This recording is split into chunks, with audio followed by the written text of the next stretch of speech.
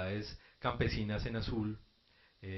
indígenas en este morado y afrodescendientes en café, se están todas encontrando en los mismos lugares, pero sobre todo están circundando el monocultivo del Smurfing cartón de Colombia, ¿no? Que es uno de los lugares de mayores conflictividades. Nos decía el consejero, quizás esta semana se logre hacer una reunión que ha venido siendo permanentemente aplazada entre las comunidades afrodescendientes, indígenas y campesinas en el municipio de Cajibío, porque es uno de los lugares de mayor conflictividad, y aquí estamos viendo por qué es esa conflictividad, ¿no? No solamente el que haya todas las comunidades, todas las organizaciones sociales del Cauca estén en ese municipio, sino además la distribución en la propiedad de la tierra obviamente es diciente por sí misma, ¿no? Entonces, bueno, eran estos como los principales características, atributos. Finalmente, podemos decir que estas políticas multiculturales están en crisis, o gran parte de los conflictos que se presentan están encadenados a dos aspectos fundamentales. El primero, la contradicción entre el reconocimiento a los derechos territoriales, pero al mismo tiempo la profundización del mercado de tierras y las políticas neoliberales rurales.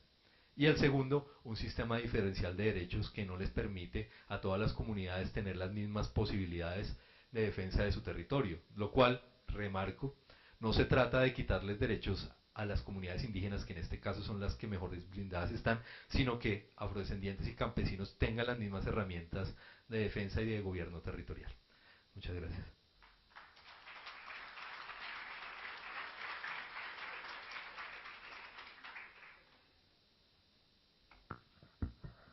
Buenas tardes a todos y todas. Esta presentación que intentamos hacer a dos voces tiene una segunda parte y es a partir de ese recuento de lo que ha significado el multiculturalismo colombiano a partir de la Constitución de 1991 y el estudio que con el equipo del centro hemos venido realizando sobre las territorialidades, sobre los traslapes de las aspiraciones territoriales de las comunidades afroindígenas y campesinas en el marco de un modelo de desarrollo rural que avanza, que está, digamos, y que allí, en ese modelo de desarrollo rural está el tema de la minería, está el tema del monocultivo, está el tema de los grandes proyectos agroindustriales y que de alguna manera se contrastan con la propuesta de economía campesina, la propuesta de economía indígena, la propuesta de economía afrodescendiente. Nosotros hemos venido, además de estar haciendo eso, es la construcción de esos diagnósticos, de esos mapas, de traslapes, de problemáticas, de dificultades que ha tenido la aplicación del multiculturalismo en Colombia, como ya lo planteaba Carlos. Hemos venido y en este espacio, no solamente este año, pero desde que empezó el seminario hace ya 4 años, ha estado el tema de cómo abordar esos dilemas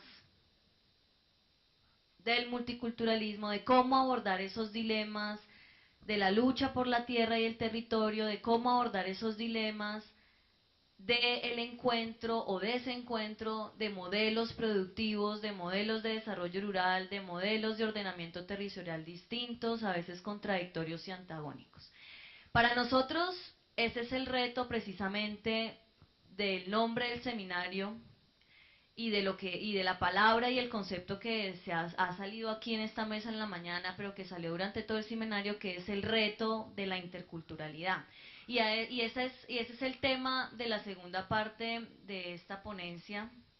que yo reitero, es el resultado del trabajo conjunto de todo el equipo del centro. Nosotros dos aquí de alguna manera eh, hablamos en nombre de ellos y a través de su trabajo y esfuerzo. ¿Cuál es el reto de la interculturalidad? Y entonces uno podría pensar, bueno, y tanto que hablamos de interculturalidad, ¿y eso qué significa? Muchos de nosotros más o menos intuitivamente tenemos idea de qué es la interculturalidad, pero es importante tratar de hacer, antes de hablar de los retos, y vamos a hablar de unos en específico, seguramente no los vamos a abordar todos, vamos a abordar lo que nosotros hemos pensado pueden ser algunos de los más importantes, pues uno tiene que decir que eso de la interculturalidad y ese concepto de la interculturalidad nace precisamente en la discusión con lo que Carlos llamaba las políticas multiculturales en la discusión con su aplicación y en la discusión especialmente con su aplicación en América Latina. Y allí me parece clave plantear que primero el tema de la interculturalidad aparece en unos contextos lejanos a los nuestros en el marco de la teoría liberal. Entonces los liberales se plantearon cómo las democracias contemporáneas iban a abordar el tema de la diversidad cultural, cómo lo iban a hacer de tal manera que la diversidad cultural no fuera incompatible con el modelo de democracia liberal, y allí han dado diferentes respuestas, pero en ese debate académico, teórico, pero también político, en el ámbito epistemológico aparecen otras versiones que insertan en la discusión sobre el diálogo entre las culturas, sobre el encuentro de las culturas,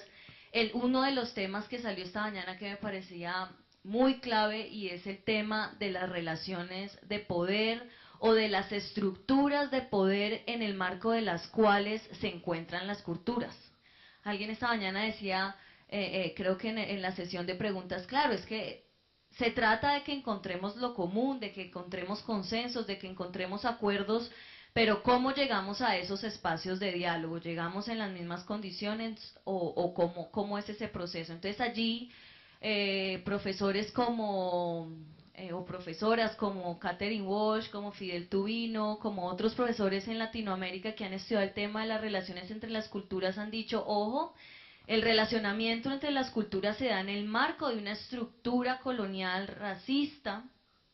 que ha excluido comunidades, que ha invisibilizado su saber, su conocimiento, sus territorios y que ha despojado además estas comunidades. Y en ese sentido el diálogo entre saberes no se puede convertir, o el encuentro entre culturas no se puede convertir en una forma de invisibilizar esa estructura de poder en el que se dan esas relaciones, sino que se tiene que convertir en la oportunidad de refundar esas estructuras de tal manera que el diálogo sea un poco más equitativo, sea un poco más igual en oportunidades de participar en la decisión de cómo funcionan las cosas, cómo se distribuyen los territorios, cómo se ordena el territorio y qué tipo de modelos productivos y económicos se implementan en los territorios.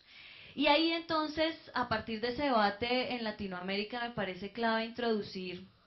un concepto que hace un profesor que no es latinoamericano, pero que estudió el tema de la multiculturalidad y la interculturalidad muy cercano a contextos africanos y contextos latinoamericanos, que es Raymond Panikkar,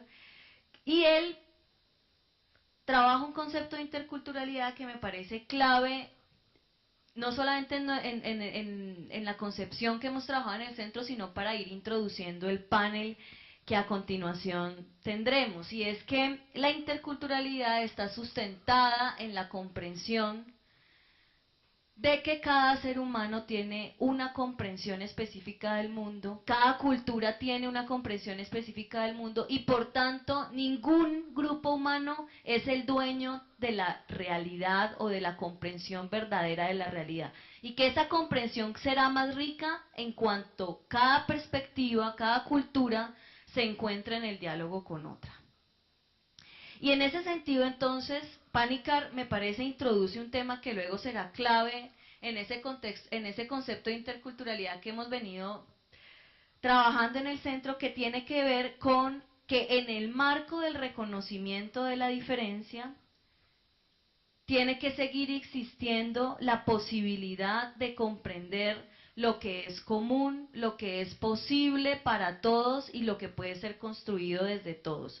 Pero, y ahí vuelvo y recalco la perspectiva crítica de la interculturalidad, que señala que ese diálogo entre todos y el construir entre todos de lo común no puede desprenderse nunca de la realidad de las relaciones de poder que están implícitas en la estructura que permite precisamente ese diálogo. Entonces, en ese sentido, y a partir de la discusión de esas perspectivas y de otras que no voy a mencionar en este momento, nosotros hemos pensado que el concepto de interculturalidad tiene que basarse en dos cosas mínimamente. Uno, en la crítica a una epistemología que homogeniza la diferencia, en ese sentido, en la base del reconocimiento de que somos distintos, de que pertenecemos a culturas distintas y que como pertenecientes a las diferentes culturas merecemos y somos dignos del derecho de permanecer en ellas, de que se puedan reproducir, de que podamos vivir en ellas y que no seamos objeto de discriminación por ser de una cultura a otra. Y ahí está el tema del reconocimiento de la existencia de la diferencia y de los derechos que eso implica. Pero además, y más allá del reconocimiento, la interculturalidad implica la posibilidad de comprender que más allá de nuestra cultura en el encuentro con otro, también podemos enriquecer lo que es lo humano y que por tanto las concepciones de identidad cerradas y absolutas que no permiten el diálogo natural que se da entre los seres humanos y las comunidades también son un riesgo para la posibilidad de la articulación, de lo común, de lo popular y de las posibilidades de refundar esa estructura de poder y de rebalancear las estructuras de poder que son vigentes y que desafortunadamente mantienen procesos de discriminación, de subordinación y de dominación. Entonces, después de hacer, digamos, de plantearnos estos temas alrededor del concepto de interculturalidad, nosotros vemos a partir de esos diagnósticos que ya presentaba Carlos, que hay dos retos muy importantes. Dos retos, además del reto que ya fue evidente esta mañana de cómo se relaciona el movimiento social indígena, campesino y afrodescendiente con el modelo de desarrollo que proponen los empresarios, con el modelo de desarrollo que proponen otros sectores del país, en este marco pues de construcción de la paz, más allá de los diálogos de La Habana y que seguramente serán complementarios y posibilitarán la real posibilidad de construir la paz. Y esos dos retos surgen en el marco de lo que uno puede llamar la interculturalidad desde abajo, que un profesor muy querido por nosotros, Santiago Arboleda, planteaba alguna vez en este mismo espacio, y es la interculturalidad que surge